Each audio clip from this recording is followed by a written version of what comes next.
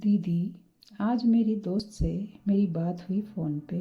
तो उसने मुझे बताया कि उसकी एक अच्छी कंपनी में जॉब लग गई है, जैसा वो चाहती थी।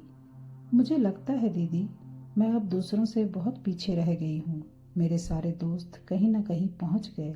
किसी के पास नौकरी है तो कोई विदेश जा रहा है, कोई बिजनेस कर रहा है, और मैं सिर्फ अभी भी वहीं खड़ी हूँ और सोचती हूँ, क्या मुझसे कुछ छूट गया या मैं ही कमज़ोर हूँ। कभी कभी तो ऐसा लगता है जैसे मेरी ज़िंदगी रुक सी गई है।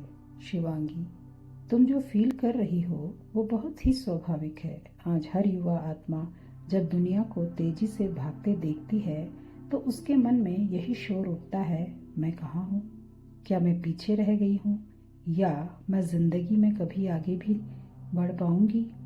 पर मैं तुमसे एक बात पूछती हूँ, क्या सफलता सिर्फ मंजिल तक जल्दी पहुँचने का नाम है, या फिर वो यात्रा है जो हमें अंदर से मजबूत, शांत और परिपक्व बनाती है।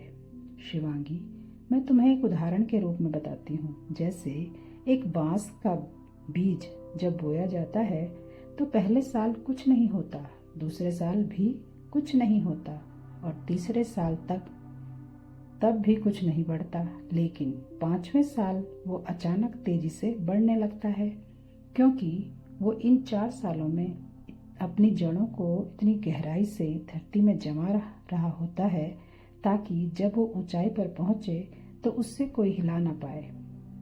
और शिवांगी, तुम भी अभी अपने इनर रूट्स को तैयार कर रही हो। तुम्हारी मेहनत, तुम्हारे विचार, तुम्हारा संघर्ष ही रातें, ये सब उस नींव का हिस्सा हैं जो तुम्हें कभी जिंदगी में गिरने नहीं देंगे। जब तुम ऊंचाई पर पहुंचोगी, बाकी सब कहाँ पहुंच गए, अपने करियर में क्या कर रहे हैं, तुम्हें यह देखने की ज़रूरत नहीं है, क्योंकि हर आत्मा का संसार के रंगमंच पर एक अलग रोल है। जैसे कोई पहले सीन में आता है, कोई आखिरी में, कोई जल्दी खिलता है, कोई देर से, लेकिन हर आत्मा के पास एक दिन ऐसा मोड़ आता है जहाँ शिव बाबा खुद उसकी कहानी को प्रकाशित करते हैं। तो शिवांगी, आज जो तुम्हें रुकावट लग रहा है वही कल तुम्हारा सबसे बड़ा टर्निंग पॉइंट बनेगा। क्योंकि रुकने का मतलब यह नहीं कि हार जाना, रुकने का मतलब है रुक कर संभालना, समझाना और फिर आगे बढ़ना और एक ज्ञान युक्त यात्रा करना। शिवांगी, बस एक बात याद रखो, भगवान कभी देर नहीं करते, वो सही समय पर काम करते हैं। और अगर आज तुम शिव बाबा से जुड़कर अपने भविष्य की तैयारी कर रही हो तो समझ लो तुम सबसे आगे हो। क्योंकि जीवन में गहराई से जियो तो ऊंचाई खुद मिल जाती है।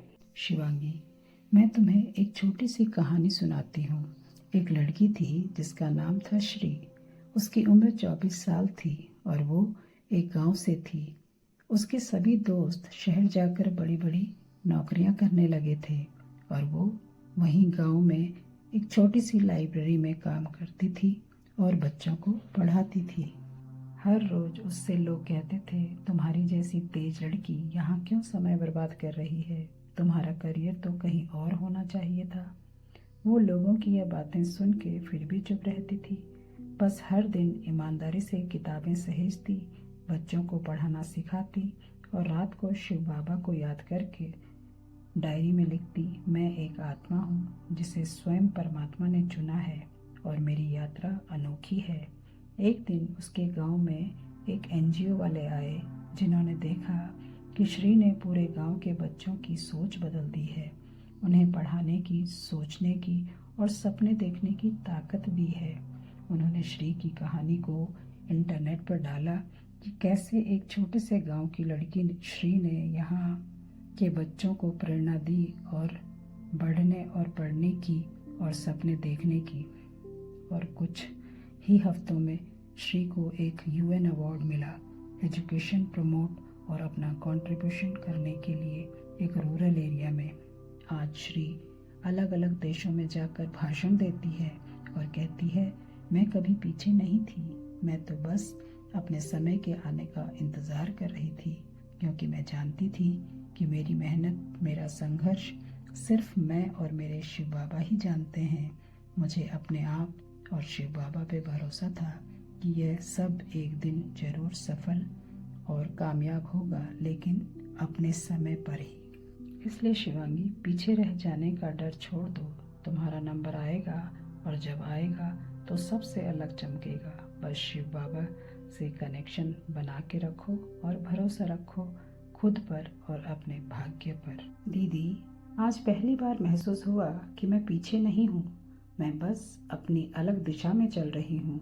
दूसरों की दौड़ देखकर खुद को थकाना बंद करूँगी अब जब भी मन डगमगाएगा मैं यही याद दिलाऊंगी खुद को, मेरा सफ़र शिव बाबा के साथ है और जब साथ परमात्मा का हो तो देरी भी एक तैयारी बन जाती है। अब मैं रुकूंगी नहीं, बस शांति से, विश्वास से अपनी रोशनी को और बढ़ाऊंगी।